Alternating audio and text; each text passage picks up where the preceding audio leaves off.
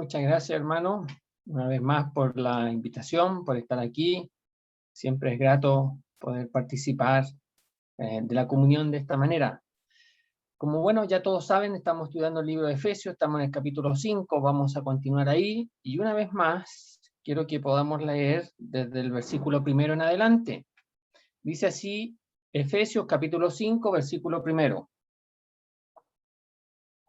Sed pues imitadores de Dios como hijos amados, y andad en amor como también Cristo nos amó y se entregó a sí mismo por nosotros. Ofrenda y sacrificio a Dios en olor fragante. Pero fornicación y toda inmundicia o avaricia ni aun se nombre entre vosotros como conviene a santos. Ni palabras deshonestas, ni necedades, ni truanerías que no convienen, sino antes bien acciones de gracia. Porque sabéis esto, que ningún fornicario o inmundo o avaro que es idólatra tiene herencia en el reino de Cristo y de Dios. Nadie os engañe con palabras vanas, porque por estas cosas viene la ira de Dios sobre los hijos de desobediencia. No seáis pues partícipes con ellos, porque en otro tiempo erais tinieblas, mas ahora sois luz en el Señor. Andad como hijos de luz, porque el fruto de la luz es en toda bondad, justicia y verdad, comprobando lo que es agradable al Señor. Y no participéis en las obras infructuosas de las tinieblas, sino más bien reprenderlas, porque vergonzoso es aún hablar de lo que ellos hacen en secreto. Mas todas las cosas, cuando son puestas en evidencia por la luz, son hechas manifiestas, porque la luz es lo que manifiesta todo. Por lo cual dice, levántate, tú que duermes, y ponte en pie de entre los muertos, y te alumbrará Cristo. Mirad pues con diligencia cómo andéis, no necios, sino como sabios, aprovechando bien el tiempo, porque los días son malos. Por tanto, no seáis insensatos, sino entendidos de cuál sea la voluntad del Señor. Y aquí agregamos un y no os embriaguéis con vino, en lo cual hay disolución. Antes bien ser lleno del Espíritu, hablando entre vosotros con salmos, con himnos y cánticos espirituales, y cantando y alabando al Señor en vuestros corazones, dando siempre gracias por todo al Dios y Padre en el nombre de nuestro Señor Jesucristo. Someteos unos a otros en el temor de Cristo. Dice aquí en nuestras versiones de Dios, pero muchos manuscritos antiguos argumentan que ahí la expresión es Cristo. Muy bien, vamos a dejar hasta ahí la lectura. Lo que sigue después, que no hemos leído, va a tener que ver con el ámbito matrimonial. Después, eso es hasta el verso 33, después el capítulo 6 hasta el versículo 1 y 4 va a tener que ver con el ámbito familiar, porque se incluye ahora a los hijos y al matrimonio en su rol de padres, y después va a tener que ver con el ámbito social, versículo 5 al 9. Pero esas tres áreas, fíjese usted que dependen del versículo 18.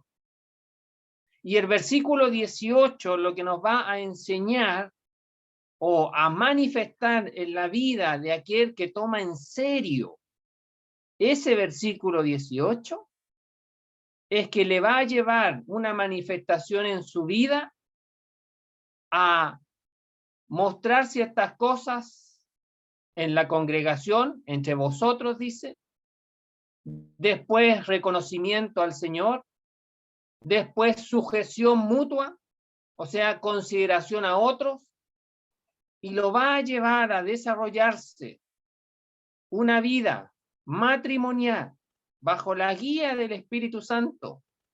Lo va a llevar a manifestar una vida familiar bajo la guía del Espíritu Santo. Y lo va a llevar a mostrar una vida en la sociedad bajo la guía del Espíritu Santo.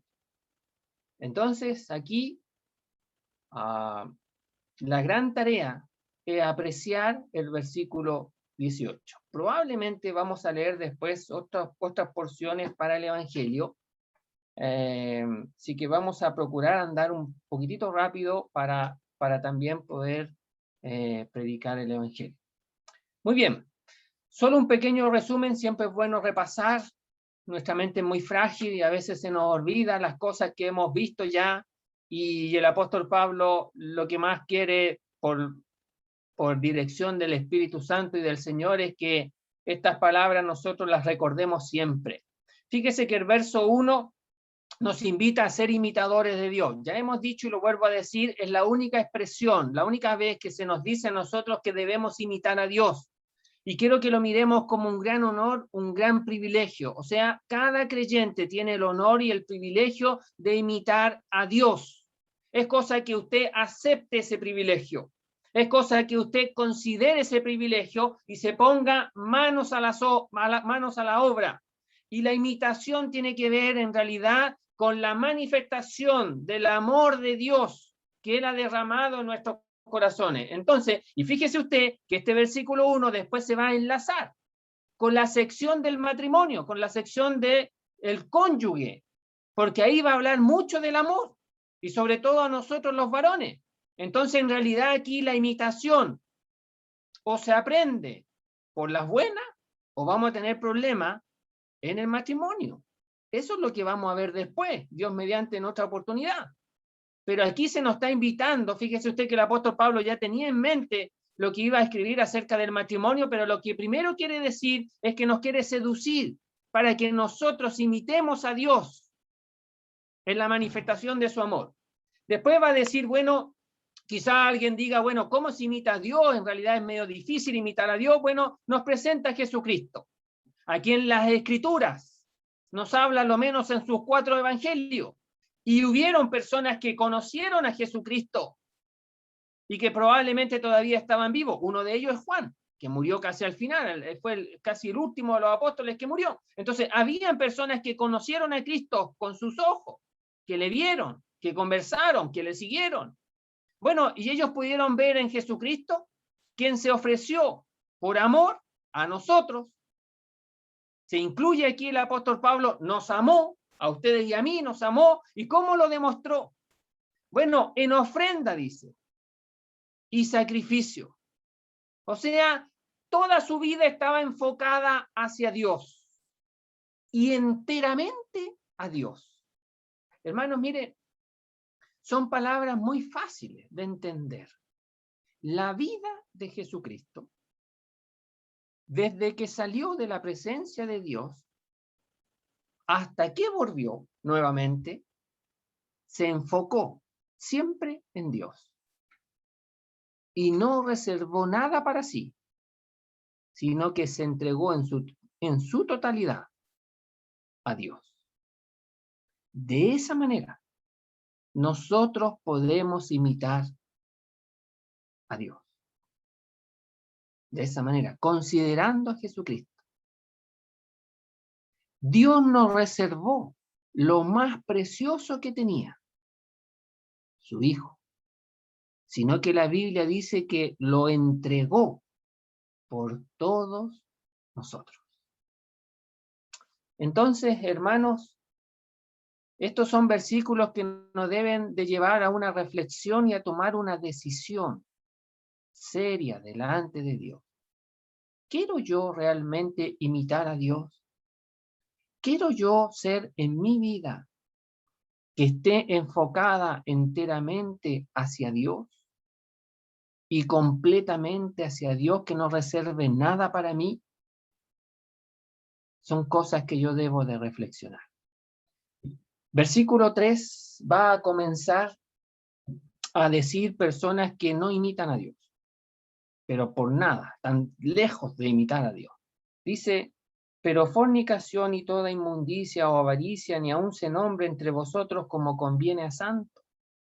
Pablo está diciendo aquí que estas cosas no deben ser tema de conversación porque no es una práctica habitual en la vida del creyente, por lo tanto no es tema de conversación. Eso es lo que quiere decir. No está diciendo que no se deba denunciar, hay que denunciar estas cosas. Estas cosas tienen un nombre y hay que llamarlas por su nombre a quienes las practican. Pero no es tema de conversación en medio del pueblo de Dios porque no las practicamos. Eso es lo que está diciendo aquí. Y no las practicamos porque somos santos. O sea, somos apartados para Dios.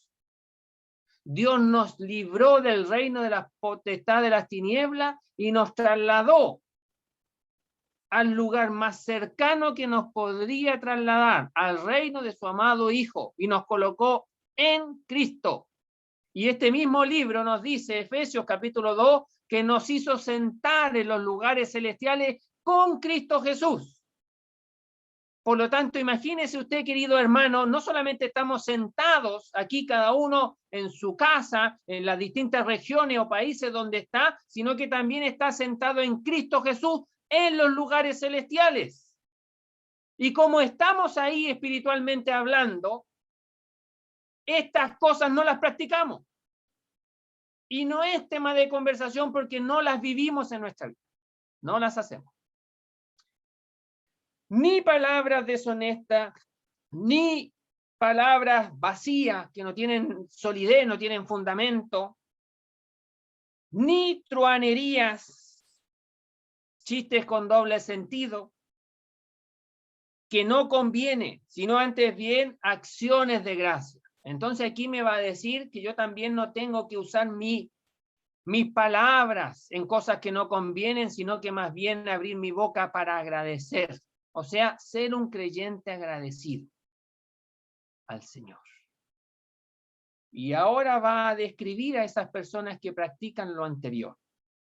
Porque sabéis esto, versículo 5, que ningún fornicario, ningún inmundo o avaro que es idólatra tiene herencia o tiene parte o tiene suerte en el reino, dice, de Cristo y de Dios.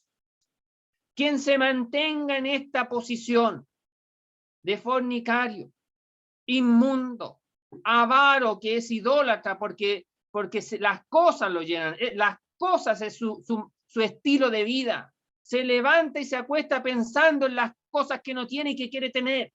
Ese es su Dios. ¿Cómo conseguir esas cosas? Ese es el ídolo que tiene. Bueno, dice, esas personas no tienen parte, no están en el reino y no van a estar en el reino de Cristo y de Dios. Es un reino donde Cristo y Dios se manifiesta aquí la unidad en este reino, donde va a gobernar nuestro Señor. Pero también aquellas personas engañan con palabrería, dice, son personas, nadie os engañe con palabras vanas, porque estas cosas viene la ira de Dios por los hijos de desobediencia. Son personas que hablan bien, que hablan bonito, que envuelven, pero dice que estos son hijos de desobediencia y sobre ellos viene la ira de Dios. La ira de Dios significa, es la reacción inevitable de Dios en contra del pecado. Es la reacción inevitable. No se puede evitar. Dios no puede evitar la ira. Es la reacción inevitable de Dios en contra del pecado y del pecador que no ha creído en Cristo. Y se va a revelar. Y ya viene. Es como que si ya ha salido. Y tarde o temprano va a llegar. Bueno, versículo 7. No seáis pues partícipes, compañeros con ellos. O sea, con ellos no. Yo tengo que andar en compañía de los santos, no en compañía de los fornicarios, de los inmundos, de los avaros o de aquellos que engañan con palabras persuasivas. No tengo que ser compañeros con ellos, no tengo que asociarme con ellos, no tengo que andar con ellos. Y agrega, porque en otro tiempo erais tiniebla, mas ahora soy luz en el Señor, andad como hijo de él. O sea, no tengo que asociarme con ellos porque antes era como ellos, antes era tiniebla, pero ahora soy hijo de luz en el Señor. Como he recibido a Cristo, la luz del mundo, ahora soy hijo de la luz. Estoy asociado con Cristo. Y ya mi camino está iluminado por el Señor. Y eso habla de comunión. Mientras mantenga la comunión con el Señor, voy a poder ver con claridad por dónde ando. Mientras pierdo la comunión, voy a andar como si fuera de las tinieblas, sin siendo tiniebla, pero voy a andar en oscuridad. Entonces aquí el apóstol Pablo nos llama a mantener la comunión, a seguir en comunión y a apreciar la comunión con el Señor. Versículo 9, porque el fruto de la luz es en toda bondad, en toda justicia y en toda verdad, dice. O sea, la luz o la comunión con el Señor produce fruto, y produce fruto de ser una persona generosa, bondadosa, de toda bondad. O sea, una persona de bien, una persona que es conocida como una persona generosa, bien dispuesta a ayudar.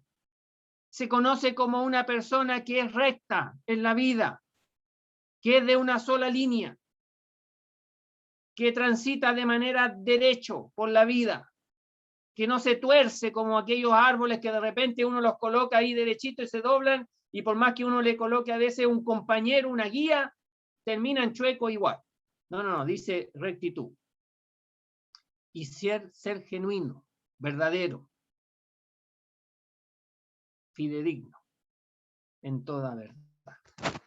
Bien, dice, comprobando lo que es agradable al Señor. Y esta palabra comprobar dijimos que es examinar con el fin de aprobar de la mejor manera. Es examinar para que yo pueda determinar qué es lo que falta y pueda ajustarme y pueda corregirse para que yo pueda comprobar lo que es agradable al Señor. O sea, tengo que andar en la vida agradando al Señor. Recordemos que Cristo es mi Señor. Yo me debo a Él. Tengo que agradarle a Él. Él me compró, Él me rescató. Entonces todos nosotros nos debemos al Señor y debemos andar agradándole a Él. Y yo tengo que comprobar. Y ese comprobar, fíjese usted que me llaman a examinar mi vida a diario. O sea, cuando yo vaya a hacer algo, lo primero que tengo que preguntarme no es cuán malo es lo que voy a hacer, sino que más bien tengo que preguntarme si agrada o no al Señor. Esa es la pregunta que yo tengo que hacerme.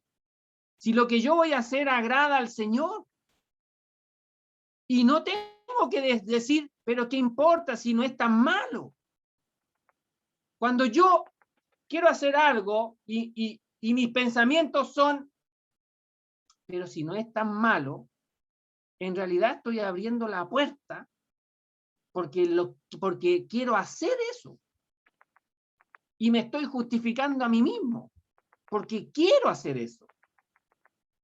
Y no soy honesto en preguntar, ¿esto agrada al Señor? Porque la respuesta no me va a gustar. Pero aquí el apóstol Pablo me dice que yo tengo que examinar todo bajo la luz de que si agrada o no agrada al Señor. Bien, versículo 11 entonces dice, y no participéis ahora en las obras, antes era con las personas, ahora en lo que ellos hacen, no participéis, no seáis compañeros en las obras infructuosas de las tinieblas, sino más bien reprenderlas. O sea, yo tengo que vivir una vida de tal manera de que se avergüence aquel que hace esas cosas en las tinieblas por mi vida y también llamar las cosas por su nombre. Fíjese que a muchos pecados que la gente comete el día de hoy le llaman enfermedad. Miren, no son enfermedades, son pecados. Y esos tienen su nombre. Y lo tenemos que decir con todas sus letras porque la Biblia lo dice. También tenemos que decir que Dios ama al pecador, pero no su pecado que hace. Por lo tanto, hay que afrontar, querido amigo. Usted tiene que afrontar su pecado delante del Señor, sabiendo que Dios le ama a usted, no lo que hace, sino que a usted. Y murió por usted, por sus pecados, para que usted sea salvo. Entonces dice aquí que la vida del creyente reprende esas cosas, porque se manifiesta en versículo 12, porque vergonzoso es aún hablar de lo que ellos hacen en secreto, mas todas las cosas cuando son puestas en evidencia por la luz son hechas manifiestas, porque la luz es lo que manifiesta todo. Y entonces ahí lo que va a decir es que la luz, una vida del creyente, siguiendo la voluntad del Señor, va a iluminar no solamente su camino, sino que también va a iluminar a otros. Y no sé si a usted le ha pasado, pero van a haber personas que le van a preguntar y le van a decir, ¿cómo es posible que usted viva de esa manera? ¿Por qué usted tiene algo distinto? ¿Por qué usted muestra algo diferente? Y usted va a poder testificar del Señor. Y va a poder decir, es que yo recibí a Cristo. Yo reconocí que andaba en tiniebla y que era tiniebla, pero acudí a Cristo, que en él la luz de los hombres me sacó. Bien, versículo 14 entonces nos dice a los creyentes, por lo cual dice, y el testimonio de las Escrituras es la palabra de Dios la que dice, despiértate o levántate, tú que duermes, y ponte en pie de entre los muertos, y te alumbrará Cristo. Y aquí es un llamado al creyente a tomar cartas en el asunto en su vida, a no seguir más adormecido, a no seguir ya más siguiendo la corriente de este mundo, sino que a abrir los ojos y a ponerse en pie de entre los muertos. Que se note que usted tiene vida, vida de Dios. Y estando en esa condición, dice, Cristo le seguirá alumbrando. Porque Él ha venido a alumbrar. Él es la luz.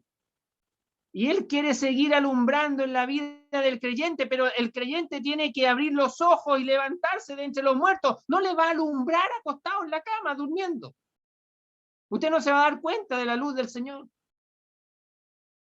Y hablamos las consecuencias de dormir, que está inactivo, que está incomunicado y que es insensible. No se da cuenta de nada, porque está dormido.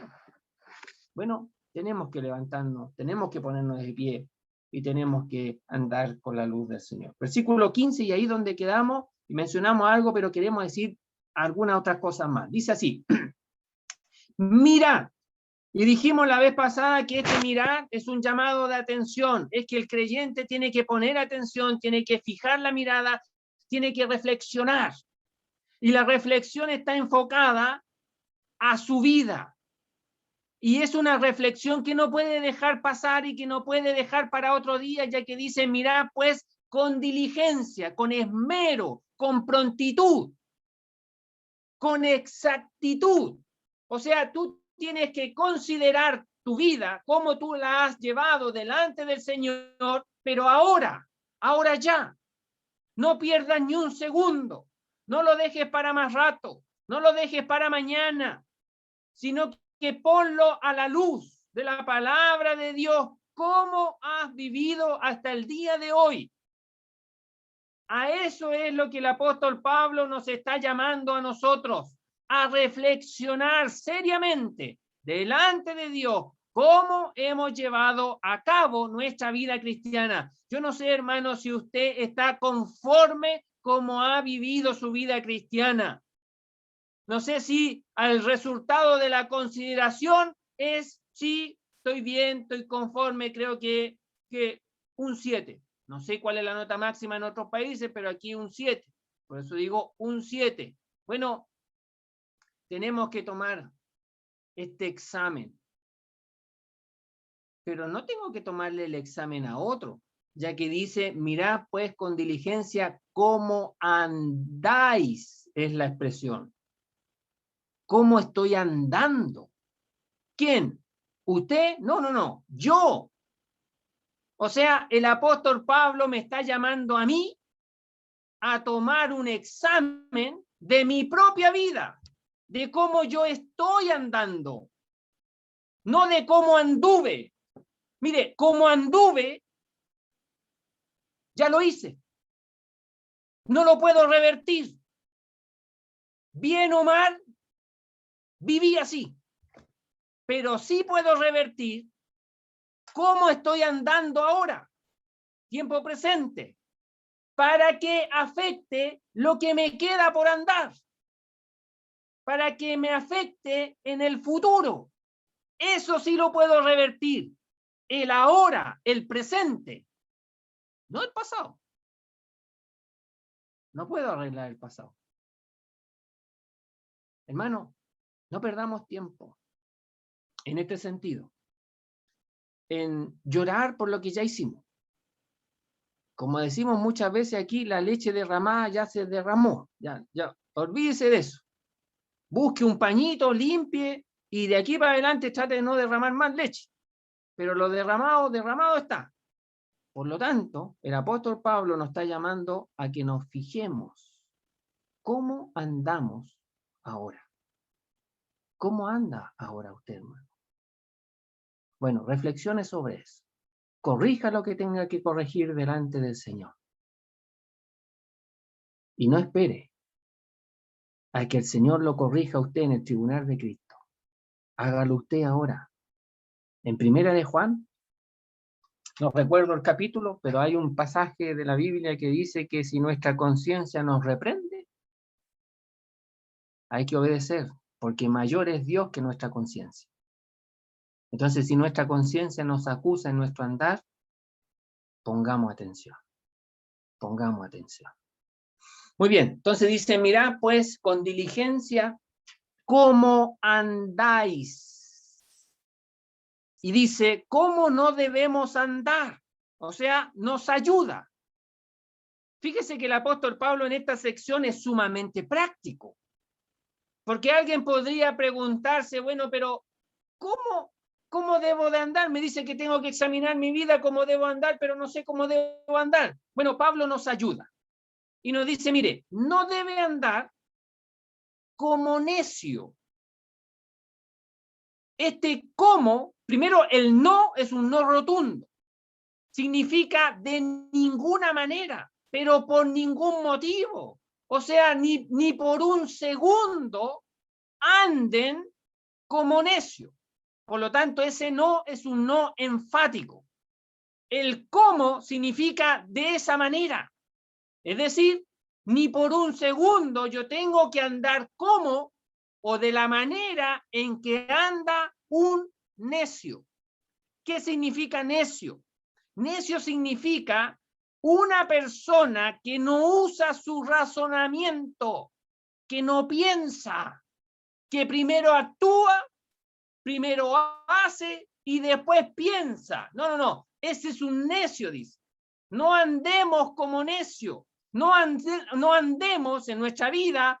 El andar significa vivir. Entonces, en realidad, lo que está diciendo es que no vivamos nuestra vida sin pensar, haciendo las cosas así a tonta y a loca. Un necio se compara a una persona que no está cuerda, que está loca, porque actúa de una manera sin pensar. Un loco, una persona fuera de sí, que se le llama así, a los locos son personas que están fuera de sí porque no piensan. Viven sin pensar. Bueno, Pablo está diciendo aquí, no vivan de esa manera. De esa manera no, hermano. De esa manera no. A veces usted se va a encontrar con, y es triste, pero se va a encontrar con hermanos que dicen, pero ¿qué importa? Lo arreglamos en el camino. Hay cosas que no se pueden arreglar en el camino. Hay cosas que no se pueden arreglar en el camino. Y hay cosas que dañan y tienen consecuencias, a veces, para toda la vida restante. Hermano, no andemos de esa manera, sino más bien dice, como sabio. Y si necio es no usar el razonamiento, sabio es pensar, es usar lo que el Señor nos ha dado. Fíjese que tenemos la mente de Cristo. 1 Corintios capítulo 2, versículo 10, si es que 10 o 20, pero está en el capítulo 2. Tenemos la mente de Cristo. Entonces tenemos que andar de manera sabia, de manera pensando en lo que agrada al Señor.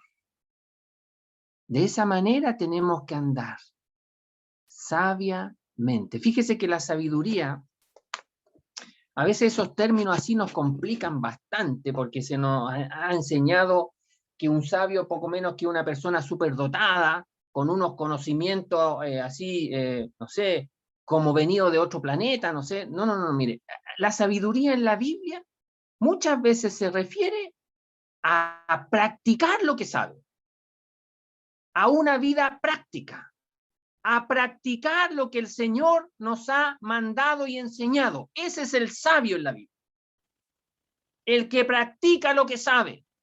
Entonces aquí lo que tenemos que hacer es que por nuestro razonamiento sabemos cómo agradar a Dios, sabemos cómo serle complaciente a Dios. Para eso nos ha dejado su palabra. Y hay cosas muy claras que agradan a Dios. Bueno, tengo que andar de esa manera. De manera práctica, cumpliendo lo que el Señor me ha dado. Eso es la sabiduría práctica. En un lenguaje bien sencillo, hermano, ser sabio es vivir practicando la palabra de Dios. Si yo no vivo de esa manera, soy necio. El necio no es solamente aquel que dice no hay Dios en su corazón. No, no, no. El necio también es aquel que sabiendo que hay Dios, sabiendo que Dios existe, sabiendo que Dios ha dicho cosas, no las vive, no las cumple. Ese es un necio. No vivamos de esa manera, dice el apóstol Pablo. Bueno, versículo 16. Aprovechando bien el tiempo, porque los días son malos. Y aquí lo que nos va a decir, fíjese que esa expresión aprovechando es la palabra que se utiliza para redimir, para rescatar. Y redimir y rescatar significa que alguien pagó un precio para sacar de la feria de la esclavitud. Entonces, fíjese aquí que el apóstol Pablo está presentando como que el tiempo, y aquí la palabra tiempo es un periodo de espacio, de oportunidad, y está diciendo que las oportunidades están esclavas y que el creyente tiene que comprar las oportunidades, porque las oportunidades están bajo el maligno, dice, porque los días son malos, los días están gobernados por el diablo, por el maligno. Influencia el periodo de tiempo.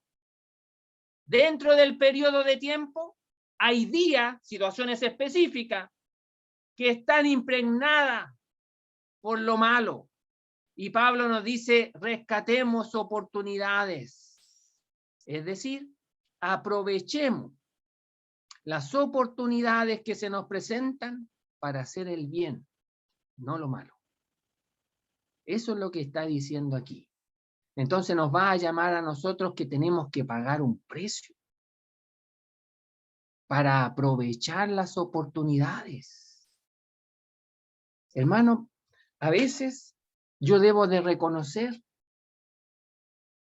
que no me doy cuenta de la oportunidad y es porque estoy viviendo desconectado del Señor y no aprovecho esa oportunidad. Y después me doy cuenta y digo, ¿qué fue lo que hice? No hay que vivir así, dice el apóstol Pablo. Hay que aprovechar las oportunidades. Acuérdese que anteriormente nos ha dicho que tenemos que abrir los ojos y tenemos que ponernos en pie para andar despiertos. Bueno, el que anda despierto va a ver las oportunidades y las va a rescatar para sí y las va a usar para la honra y gloria del Señor. ¿Cuántas veces, hermano, mire, a veces no sé si a usted le pasa o le ha tocado que toma un vehículo, va a comprar a un almacén y alguien dice algo de Dios así nomás y a veces le hablan hasta a uno mismo sin que lo conozcan? Bueno, esas son oportunidades, hermano, y no hay que quedarse callado y hay que tratar de llevarlas para el Evangelio. Hay que aprovechar esas oportunidades. Hay que aprovecharlas. Una vez cuenta don Luis Carballosa, que estaba en un lugar por allá por Estados Unidos, cuenta, y había una señora vendiendo antigüedades. Y dentro de todas esas antigüedades había una Biblia. Y él le preguntó, ¿esa es una Biblia? La señora dijo, sí. ¿Y la vende? Sí. Dijo, ¿la puedo ver? Sí, véala. La tomó. Dijo, ¿la puedo leer?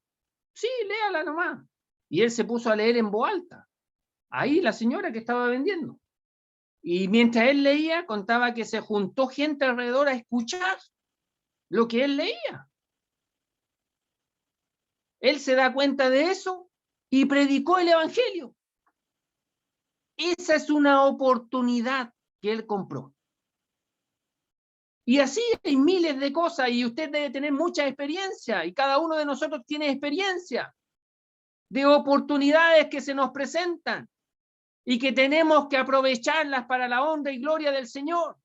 Y cada oportunidad aprovechada es una oportunidad que usted ha comprado para el Señor, que invirtió. A lo mejor él estaba apurado, o a lo mejor usted va apurado a comprar algo al almacén, y a lo mejor lo están esperando en la casa que tiene que llegar con las cosas, y se le presenta una oportunidad. ¿Qué va a hacer? ¿Qué vamos a hacer, hermano? Póngase en esa situación. Y mis queridas hermanas, que a veces nosotros los maridos le decimos, no se preocupe, yo le voy a comprar. Y nuestra esposa nos dicen, ya, pero apúrate porque tengo que ocupar esto para esta cosa. Bueno, ¿y qué vamos a hacer si se demora el marido y llega el marido a la casa? Y el marido viene contento a contarle, mi amor, mira, estaba comprando tal cosa y una señora dijo tal cosa y yo aproveché esa instancia y mira. Gloria al Señor. Eso hay que decir.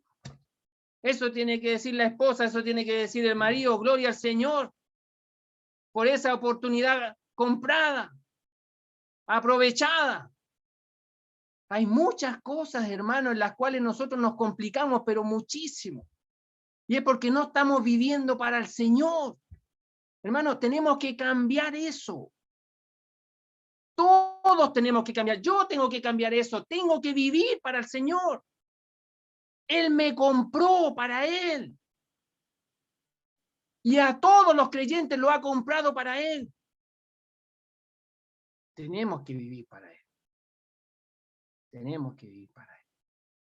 Bueno, dice entonces, redimiendo bien el tiempo o aprovechando bien el tiempo, porque los días son malos.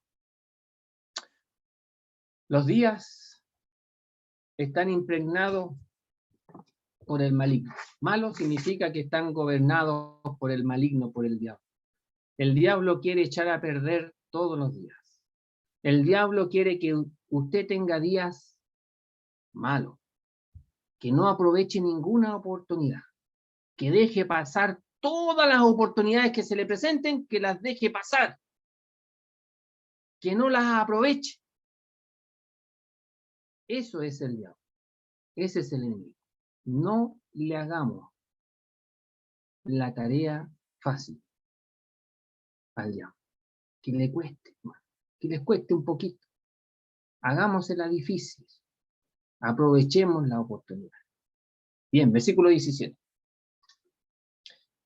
Por tanto, no seáis insensatos. Otra vez la misma palabra, de necio, la misma palabra anterior del verso 15, necio. O sea, no seas o no vivas sin usar tu razonamiento, dice. Sino, utilízalo. Sé entendido. Entendido es una persona que sabe pensar, que piensa con cordura, que es coherente, de cuál sea la voluntad del Señor. Hermanos,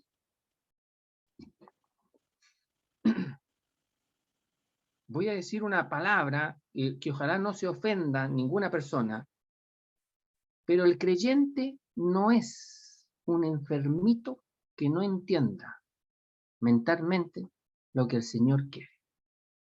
No tiene esa incapacidad mental. No la tiene, hermano. El creyente es sano, tiene un juicio sano, tiene una mente sana para ser un creyente entendido de cuál es la voluntad, los deseos, los designios. Eso es la voluntad, lo que Él desea, lo que Él quiere. ¿Quién? El Señor.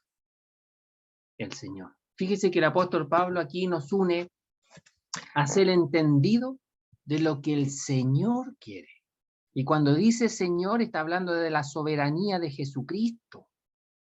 está hablando de que Él se merece que yo obedezca la voluntad de Él porque Él es Señor. Dios le ha hecho Señor y Cristo y le ha colocado en el lugar más alto, donde nadie se puede comparar con Él. Entonces, nos dice ahí, por tanto, no seáis insensatos, sino entendidos de cuál sea la voluntad del Señor. Bien, versículo 18. Y aquí agregamos un y porque viene relacionado con lo que ha dicho anteriormente y con lo que va a decir después. O sea, este es un versículo de conexión que le llama. Conecta lo anterior y conecta lo que viene después. Entonces dice, y no os embriaguéis con vino, en lo cual hay disolución. Antes bien, sed llenos del Espíritu. Y agregamos aquí el Espíritu Santo. A eso se refiere, ser lleno del Espíritu Santo. Ahora, muchos se pueden preguntar, bueno, ¿cómo uno es lleno del Espíritu Santo? Bueno, otra vez el apóstol Pablo sabe que nosotros somos bastante limitados, parece, entonces nos va a explicar con algo que sí conocemos. ¿Y qué es lo que conocemos? La borrachera. Por eso dice, no os embriaguéis con vino. Y en aquella época, donde estaba el templo, donde mucha de esa gente, creyentes ahora, gentiles, vivían en borrachera. Y ellos saben lo que es estar bajo la influencia del alcohol. Entonces nos va a decir, no se dejen influenciar por el alcohol. Que el alcohol, el vino, no llene su vida. De tal manera de que ustedes se conduzcan, se comporten influenciados por el vino. Sino que más bien sean influenciados, sean llenos del Espíritu Santo. Ahora nos va a dar motivo por qué no debemos llenarnos con vino. Porque dice que hay disolución, y esa palabra disolución es la misma palabra que aparece en Lucas capítulo 15, versículo 13 del hijo pródigo, cuando dice que vivió perdidamente. O sea, el embriagarse o el emborracharse va a terminar en una vida perdida. Por esa razón, querido amigo y hermano, uno ve a veces personas emborrachadas o que se entregaron al vicio del vino, los ve en la calle solo y a veces duermen en la calle porque terminan perdidos. El vino los lleva a la perdición, pero porque ellos quieren. Ya que aquí el mandato es a la persona. No, pero por ningún motivo, por ningún segundo, se emborrachen con vino. Otra cosa que hace el vino es que es egoísta. ¿Por qué es egoísta? Mire, no sé si usted ha visto que a veces una persona que está influenciada con el alcohol al día siguiente ni se acuerda lo que hizo. Y dice, yo hice eso, ni me acuerdo. Bueno, esa persona, en un sentido, cuando ya está alcoholizada, cuando ya está emborrachada, no participa. No, o sea, no es que no participe, sino que no se da cuenta de lo que hace. Ni se acuerda. Entonces el vino se apodera de tal manera que actúa de manera completa, por así decirlo, por él. Y por eso esa persona no se acuerda. Entonces el vino es egoísta en ese sentido. En cambio, la llenura del Espíritu Santo no, es participativa. Yo participo de la llenura. Y un creyente lleno del Espíritu Santo se acuerda de las cosas que hace y se acuerda bastante bien. Y no solamente se acuerda, sino que quiere participar y se alegra y se goza en la participación y se goza en la llenura del Espíritu Santo. Entonces, ¿cómo uno se llena del Espíritu Santo? Mire, quiero mencionar bien rápido algunas cosas. La llenura del Espíritu Santo no es la manifestación de algún don extraordinario o llamativo, como antiguamente se pensaba y decían que para ser demostración de que uno está lleno del Espíritu Santo tenía que tener el don de hacer milagros, sanidades o hablar en lengua. No es eso. No tiene nada que ver con los dones. De hecho, si uno lee 1 Corintios, el libro de Primera de los Corintios se va a dar cuenta que ahí tenían mucha manifestación de dones, pero no eran llenos del Espíritu Santo. Al contrario, habían creyentes que eran carnales, pero tenían todos los dones para funcionar bien, pero no eran llenos del Espíritu Santo. Por lo tanto, la llenura del Espíritu Santo no tiene que ver con la manifestación de los dones, ni siquiera de los dones que están vigentes. Es decir, ¿un creyente puede ejercer el don sin ser lleno del Espíritu Santo? Sí, lo puede ejercer sin ser lleno del Espíritu Santo. La llenura no tiene nada que ver con el ejercicio de los dones, ni con la manifestación de algún don extraordinario. Tampoco la llenura del Espíritu Santo tiene que ver con que el Espíritu Santo venga de una manera distinta o especial a la vida del creyente. No, el Espíritu Santo viene una sola vez y viene para quedarse, no se va. Uno es sellado con el Espíritu Santo de la promesa y no se va.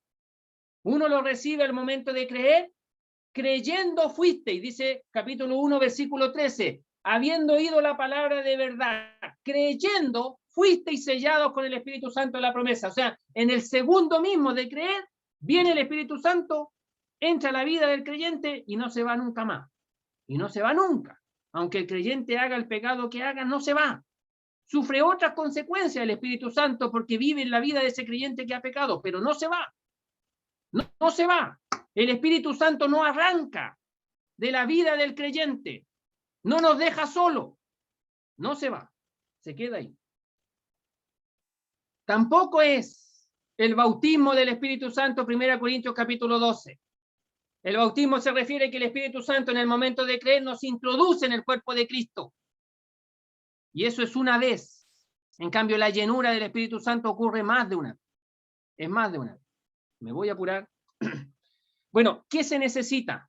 ¿O qué es lo que es en realidad la llenura del Espíritu Santo? Mire, la llenura del Espíritu Santo es esto en palabras muy simples y muy sencillas. Es entregarle mi voluntad para que Él la controle. El Espíritu Santo no es una fuerza activa, como alguien por ahí andan diciendo, una secta, fuerza activa, no es una fuerza activa que irrumpe a cualquier precio, a cualquier costo, derribando cualquier obstáculo, una fuerza que nada la puede enfrentar. No es una fuerza activa. Tampoco es un líquido que va llenando un vasito. Ustedes saben que cuando hay una filtración, sobre todo entre medio de las losas, en los pisos, y hay una filtración, el agua busca por dónde salir y se abre camino y hasta que aflora. Bueno, el Espíritu Santo no es eso tampoco, no es un líquido que se abre camino aunque uno no le quiera dar espacio, no, el Espíritu Santo no. El Espíritu Santo es una persona y es la tercera persona en Dios, es una persona divina. Y como es persona, habla y quiere dirigir y quiere controlar. Entonces, como es persona que quiere dirigir, que quiere controlar, que quiere hablar, yo le tengo que entregar mi voluntad al Espíritu Santo que está dentro de mí, para que Él me hable con claridad, para que Él gobierne mi vida y la dirija. Él sea el dueño de mi vida. Entonces, ser lleno del Espíritu Santo significa que yo rindo mi voluntad a la voluntad de Él. Me someto, me rindo a sus pies, si lo pudiera expresar de esa manera.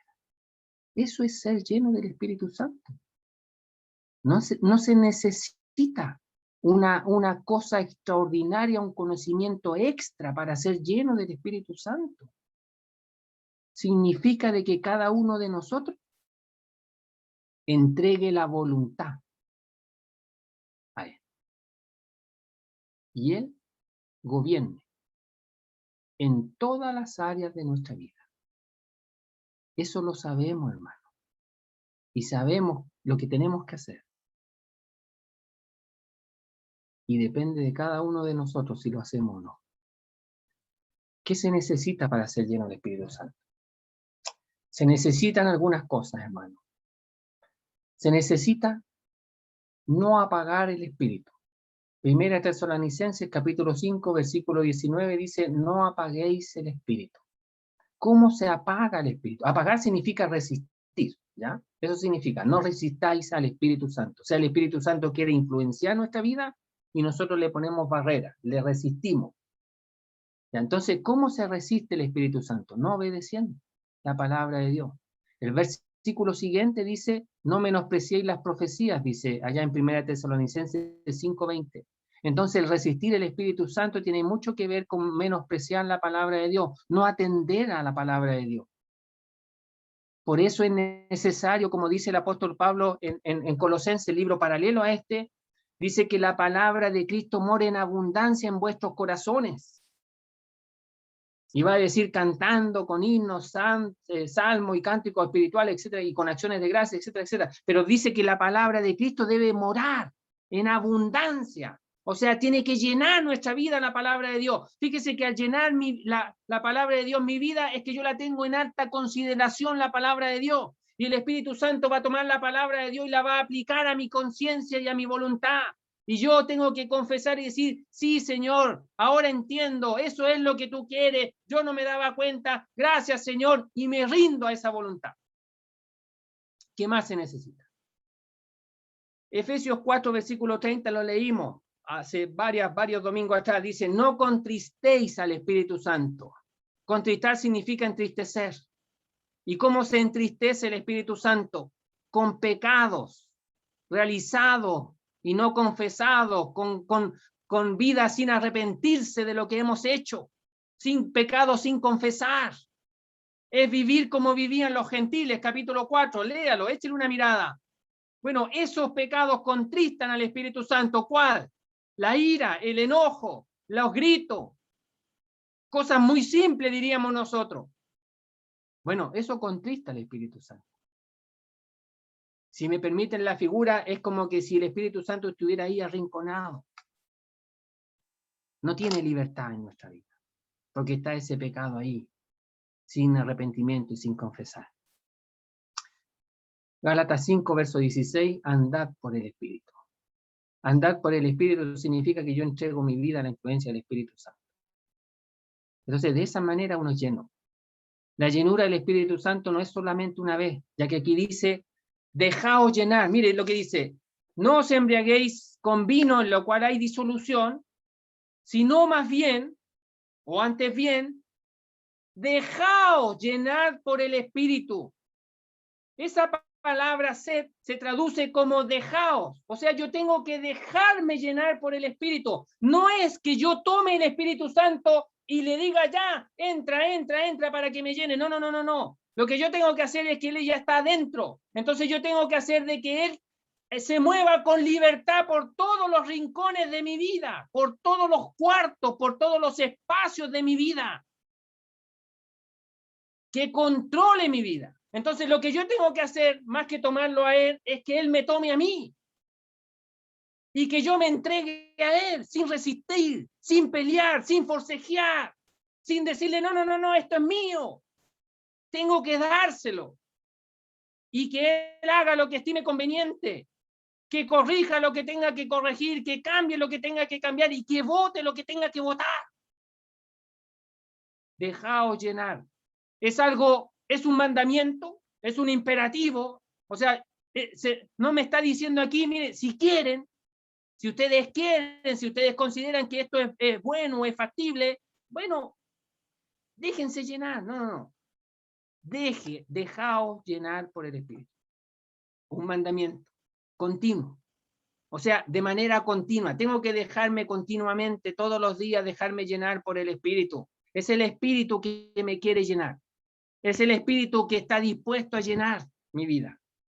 ¿Cómo lo hace? Tomando las riendas de mi vida. La llenura ocurre más de una vez. Ahí voy a mencionar los versículos. Mire, está en Hechos capítulo 2. Cuando antes del día, antes que viniera el Espíritu Santo, estaban ahí en la casa, seguramente 120 y quizás más creyentes estaban ahí, y viene el Espíritu Santo como un viento recio, etcétera, y dice que todos fueron llenos del Espíritu Santo. Absolutamente todos llenos del Espíritu Santo. y comenzaron a hablar las maravillas de Dios en cada uno de los idiomas. Mire, y esas mismas personas después en el capítulo 4, cuando Pedro y Juan fue apresado y se les pidió demanda de por qué iban al templo a predicar el evangelio, dice que Pedro, lleno del Espíritu Santo, comenzó a hablar otra vez. Terminan, son encarcelados, salen de ahí, van a los suyos que estaban orando. Al final del capítulo 4, oran al Señor y dice que fueron, otra vez, el lugar tembló y dice que todos fueron llenos del Espíritu Santo. Otra vez. Otra vez. O sea, uno puede ser lleno del Espíritu Santo muchas veces.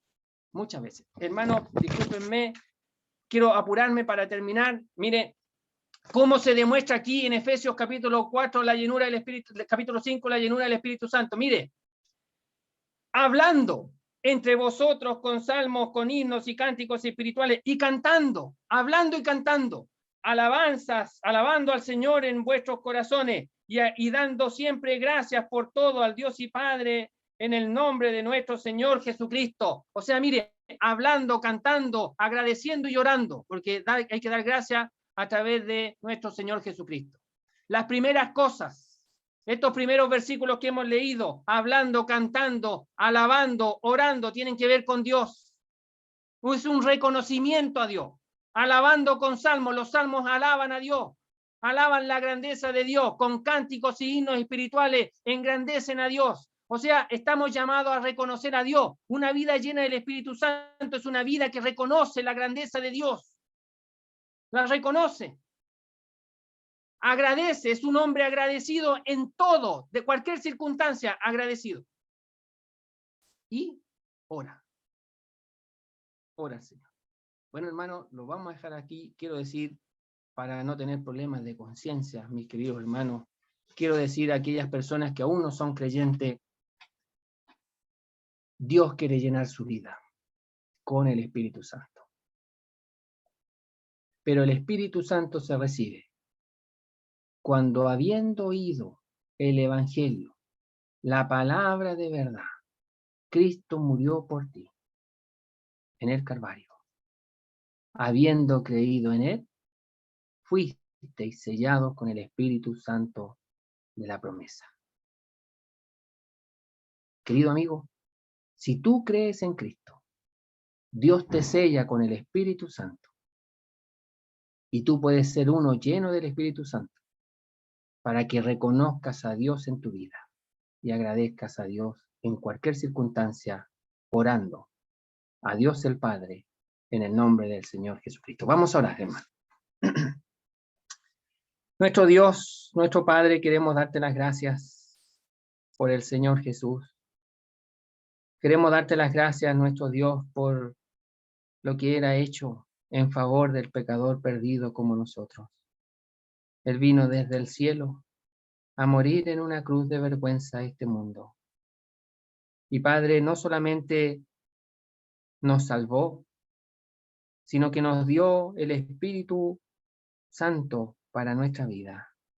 El Espíritu de Dios, el Espíritu de Cristo, Cristo mismo. Es la grandeza que tenemos los que hemos creído. Pero Él ha venido para dirigir nuestra vida. Y queremos rogarte, nuestro Dios, confesamos nuestra debilidad y nuestra carnalidad, pero queremos rogarte, nuestro Padre, que tú llenes nuestra vida y que tú permitas que nuestras voluntades puedan ser rendidas a los pies tuyos y que el Espíritu Santo tome el control de nuestra vida. Haznos consciente, nuestro Dios, de esta tarea que se nos ha encomendado, de esta responsabilidad de ser nosotros llenos del Espíritu Santo. Ayúdanos y te damos las gracias por todo en el nombre precioso del Señor Jesús. Amén.